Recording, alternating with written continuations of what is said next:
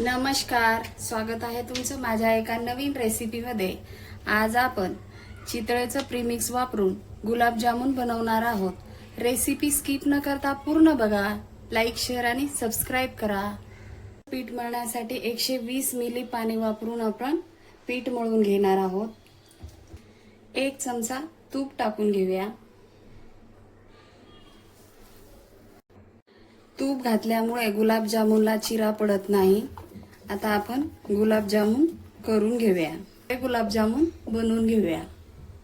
हव्या त्या आकारामध्ये आपण गुलाबजामुन बनवून घ्यायचा आहे। इथे गुलाबजामुन बनवून झालेले आहे। आपण आता तळून घेऊया।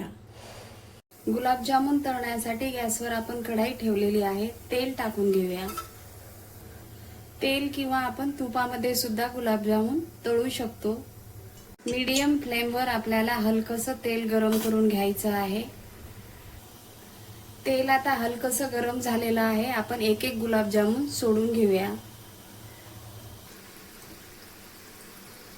गुलाबजामुन आपण फास्ट गॅसवर तळले की गुलाबजामुन आतून कच्चे आणि बाहेरून तळले जातात।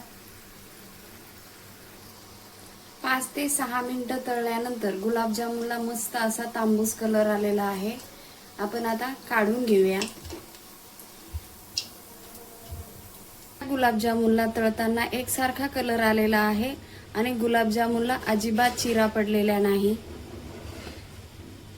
गुलाबजामुनसाठी आता आपण पाक बनवून घेऊया। गुलाबजामुनसाठी आपण पाक बनवून घेणार आहोत। तर 4 वाटी आपल्याला साखर घ्यायची आहे आणि 4 वाटी पाणी घ्यायचं आहे। 4 वाटी साखर ही 600 ग्राम झालेली आहे। तर आपण 4 वाटी पाणी टाकून घेऊया।